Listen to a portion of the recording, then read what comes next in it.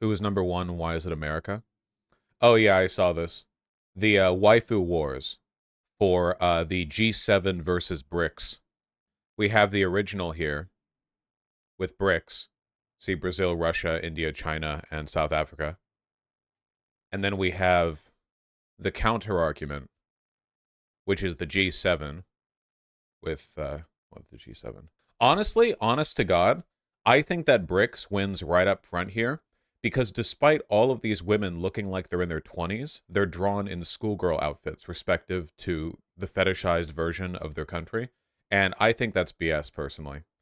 Why are you showing us Hitalia? Yeah, literally. I think that's BS personally. Well, I don't go for this, okay? Like Italia over here, she looks cute as hell. So why is she in a school? She looks like she's like 28. She looks my age. Why does she like the Kando one is cute? They're all cute. It's by design. Anyway, the objectively correct answer here by far is India. Okay? She's got the drip. She's got the jewels. All right? She's got personality. She's leaning in. Clear Italy. Not Italy, sorry, that's the other eye. Clear India winner. The easiest.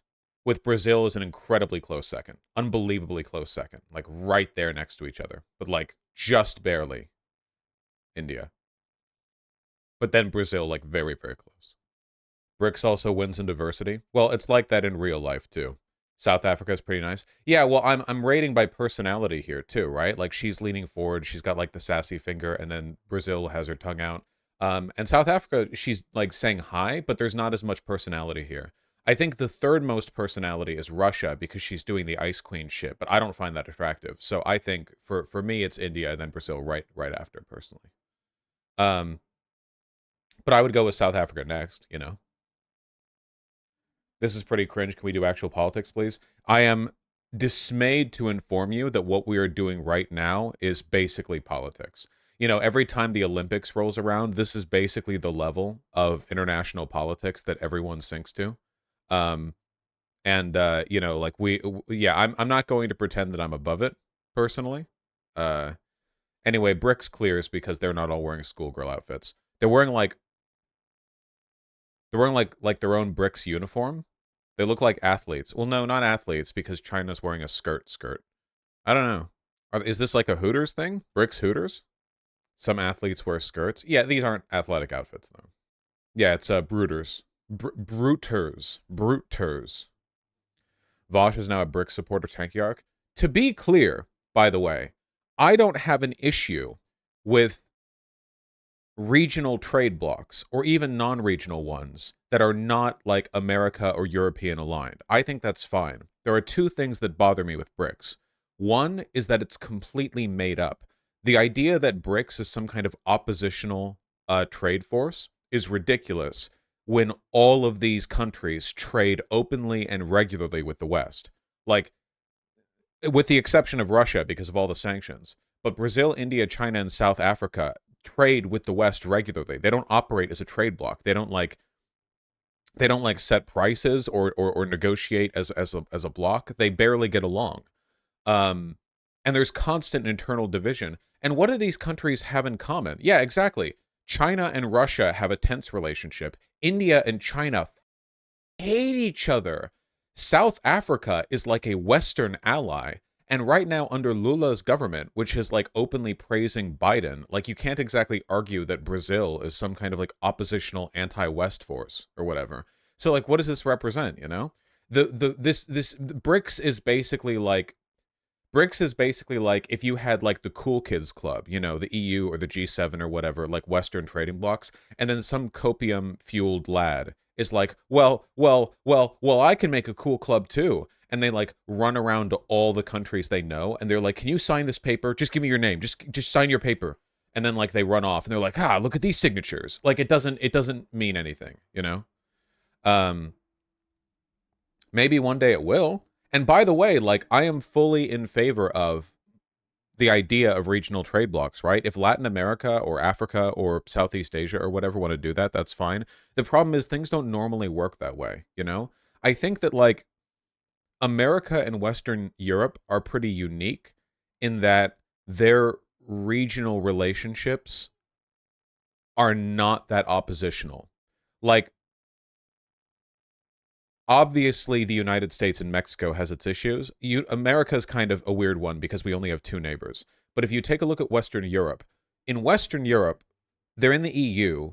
They more or less get together. Not perfectly, but like they get along for the most part. But then if you look at Southeast Asia, you cannot get all of Southeast Asia, or even part of Southeast Asia, into a block together. There is no way. Like, how much of that do you want to include? Well, you can't include India, because if you include India, you can't include China. And if you include China, you can't include a bunch of other countries. And if you include Korea, you can't include Japan. Like, what the fuck? Like, you can't, like, it doesn't, it doesn't work. You'd have more luck getting a Latin American trade bloc, but, you know, good luck with that. What with the Argentinian ANCAP, you know, like it's a shit show down there too. And obviously they've been trying to form like Pan-African economic blocs for a while. And look what's happening right now with ECOWAS, right? Like you have a Burkina Faso, Niger, and Mali all like doing their own little revolution junta business. It's really difficult to get people to work together, you know? To be clear, it's less of a trade bloc and more of a development bank like the IMF. The funding is majority from China, and it's ostensibly for funding loans. Yeah, but it's not just framed that way, right? Like, if it was purely just, what if we had our own, like, IMF bloc, like, let's expand the Belt and Road Initiative, then it wouldn't be framed as some kind of oppositional force to Western investment. It's not just Belt and Road, like, 1.1 or whatever, or like version 2. It's definitely framed as like a separate, because like the G7 isn't a trade bloc either, right? I mean, like, I'm sorry, maybe I'm using the term trade bloc a little flippantly. I mean, like a broader economic partnership that's meant to denote like some degree of cooperation, you know? Oftentimes these things exist, but like nothing actually comes from them, right? Now, as an Indian, it's definitely frequently framed as a cooperative bloc rather than an economic one. Yeah, but that's COPE. A cooperative bloc with India and China in it, right? Like, Jesus Christ. Just recently, didn't China publish a map that had part of Russia claimed as their... Hold on. China map Russian territory. So, I don't know... I don't know how much I've talked about this on stream because I don't really remember, but there's a really, really old territorial dispute between Russia and China, where basically Russia took Chinese territory during a period of time where China couldn't really do anything about it, and China has always been seething about it, and it's led to a lot of, like, because, like, Russia and China don't have a good relationship. A lot of people think they do, and they haven't. They haven't for 50 years, is the thing. You know? The Chino-Soviet split, right? Like, this fell apart back in the 70s, and since then, there's been, like, this attempt to recobble a relationship, largely out of shared Western opposition, but it hasn't been a good one, you know? It hasn't been going well, is the thing. Where's that map? China's new map claims swaths of neighboring territory. It's this one, right? BRICS is just the We Hate America group. Yeah, but that's the thing. It's not even that. Brazil and South Africa don't hate America at all. South Africa is a Western ally, and Brazil is currently run by a government that is on good terms with Biden's administration. Like, it's not even that. It just doesn't mean that much, you know? It's just a way for China and Russia to project an illusion of international cooperation against Western interests. But that's all it is. It's a projected illusion. Looking pretty far-reaching to the north in this map, huh, China? Getting pretty up there. Is that additional territory? No, I guess it's not. Where is the part of the territory that expands into Russia? Wait, is this not the right map? Am I thinking of a different map? Here. Russia breaks silence over Chinese map claiming its territory. The map touches on multiple territorial disputes, among them the Bolshoi Ussuriysky Island, which sits at the confluence of the Ussuri and Amur rivers that separate China and Russia. The island is known as Hexyaozi, or Black Bear in Chinese. I know I mispronounced it. I can't help it, okay? X is sh. Gotcha. I don't know why chat's trying to correct me when I just said BRICS might become BIBS. Well, no, then there wouldn't be an I. Yeah, India might change its name to Bharat. But I personally... Okay, wait. My understanding of this is that this is just some, like, Hindu fascist attempt at doing the whole palingetic ultranationalism thing. This would be the equivalent of like Germany renaming itself as like Germania or some shit, or like harkening back to some like ancient Indo-Aryan language to like it like what like it's been called India for so long. The only reason you'd want to call it Bharat is to like refer back to some ancient empire or whatever. I could be wrong, but that's like my impression.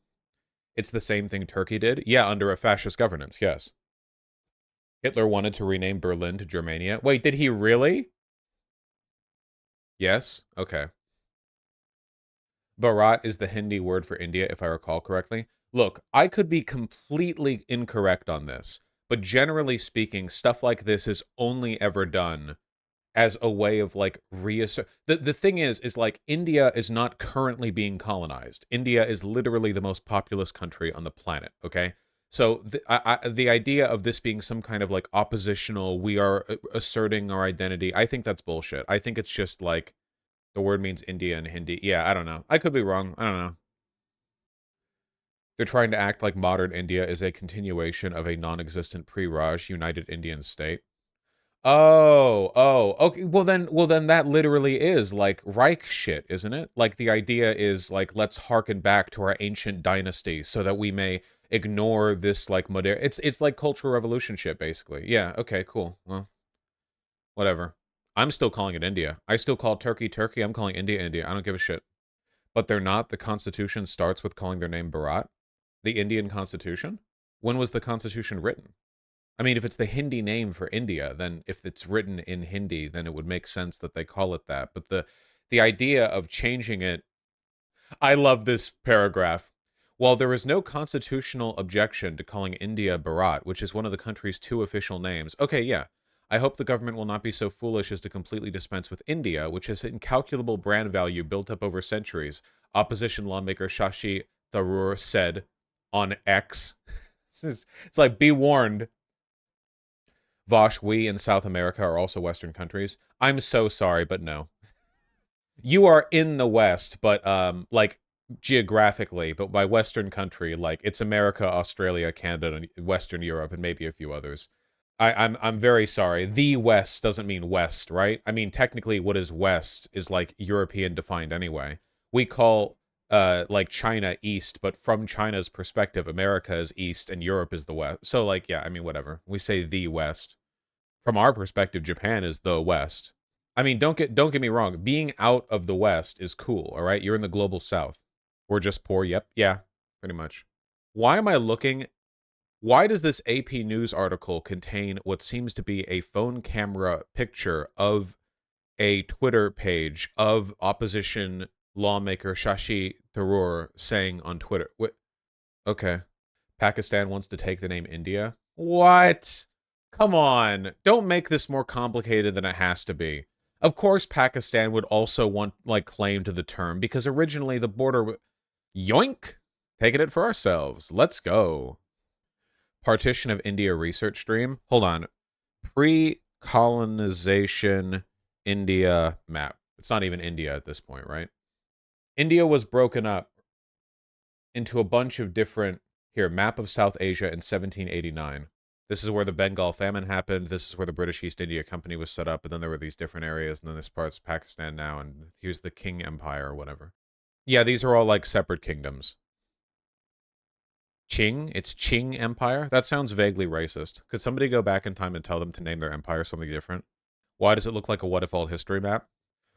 Because it's vague and shiftless and doesn't look like it means anything. The reason for that, by the way, is because, like, prior to modern statehood, borders didn't mean as much as they used to. Like, borders used to be fought over constantly. So if ever you see a map that shows borders, and it's before, like, the mid-1800s, those borders are guesswork. Because there are no real borders. Almost always, there are just, like, a bunch of villages in the area, and, like, there is going to be a lord here and a lord here, and both of these lords are going to tax the villages in the middle because they both say they're theirs. And then every once in a while, they have a war over it, and then 50 billion people die, and then, like, nothing changes. So that's how all maps worked for all time, until very, very, very recently. Partition of India map. Now, this is what I like to call the West bringing civilization to the Orient. Look at all these great ideas happening here. No, pay no attention to the number of like 50 trillion dead. Border gore? Yeah, hold on. It gets really bad. India, Pakistan, border. What's the term? Border enclaves? Yeah, after the partition, a bunch of the separation between India and it's India and Bangladesh? No, India and Pakistan. This is India and Bangladesh, where you have enclaves within enclaves within enclaves, where the green is Bangladesh, and then there's the wall of India, but then there's Bangladesh, and then there's India inside the Bangladesh, inside the India, inside the Bangladesh. What happened here? The British? This was also the British, right? Probably? Yeah, probably. Did you know Bangladesh has 170 million people living in it? Just your average European experience? Oh yeah, of course.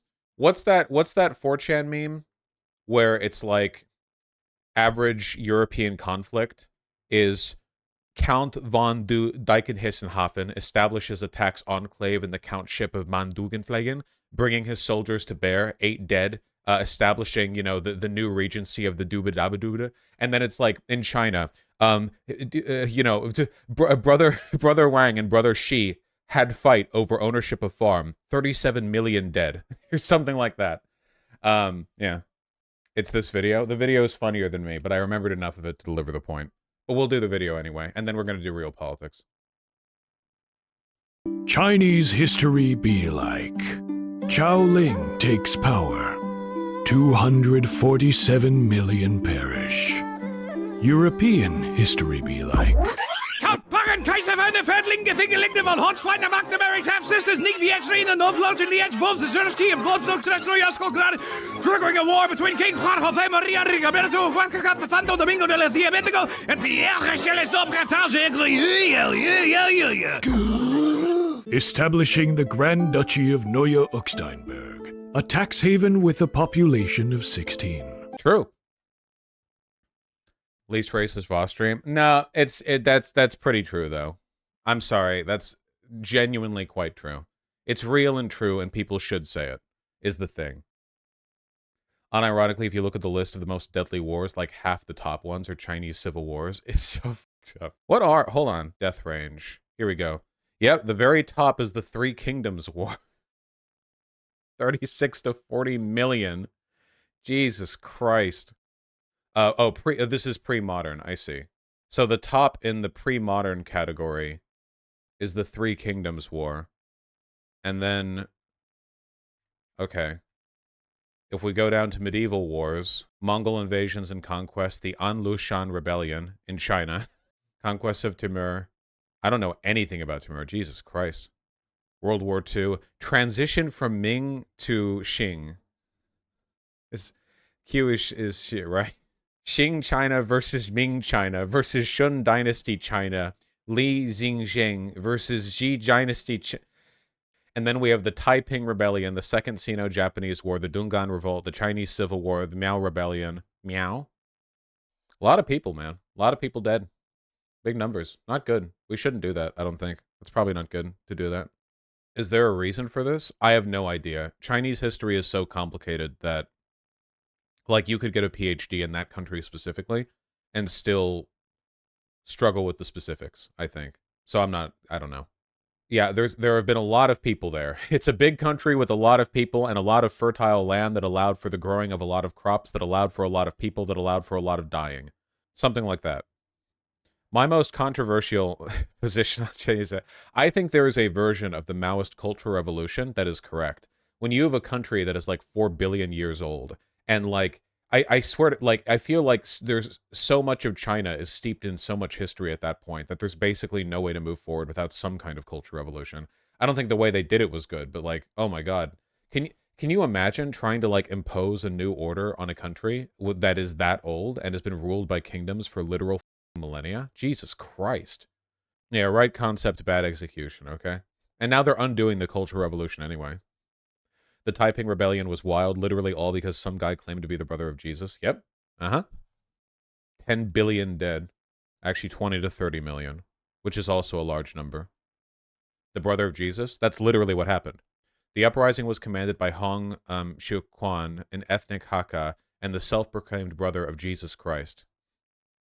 Hong sought the conversion of the Han people to the Taiping syncretic version of Christianity to overthrow the Qing dynasty and state transformation. This guy. Eventually, did it work? I don't think it worked. Belligerence. Later stages. France and United Kingdom. Does anybody else feel like the battle standard next to these Chinese leaders looks a lot better than our national flags do? I feel like triangular flags look cooler than rectangular flags. Maybe they're not as good for vexillology, but I feel like the triangle flag denotes, like, it's like a banner. It denotes so much, like, history and power. I don't know. It's also the dragon. I think more flags should have dragons on them is the thing. I think that would be good. Or maybe, okay, what are those, like, big rectangular flags that you always see the Japanese... Japanese traditional flag banner. They had that, like, big tall thing, right? That they would put on the horseback of samurai. Yeah, like these. I think that all war should still happen like this, where to determine what side you're on and to rally the troops, you have men on horseback, or perhaps tanks, that have these flags. I think that would be good. Any objections? Needs a war horn? Did they use war horns? Did the Japanese use war horns? Probably, right? I guess I don't associate it with them. Yeah, there we go. Like this. Except in Ukraine. And this can be like the Azov guy. And he's got the Nazi shit or whatever up here. And then you have the other Ukrainians. And they all do like the banner charge. This would improve things. The Japanese were more into drums. Drums are cooler than horns anyway. It's close. Drums and horns are close in coolness, but I think that drums slightly edge out horns, in my opinion. Obviously, both are good.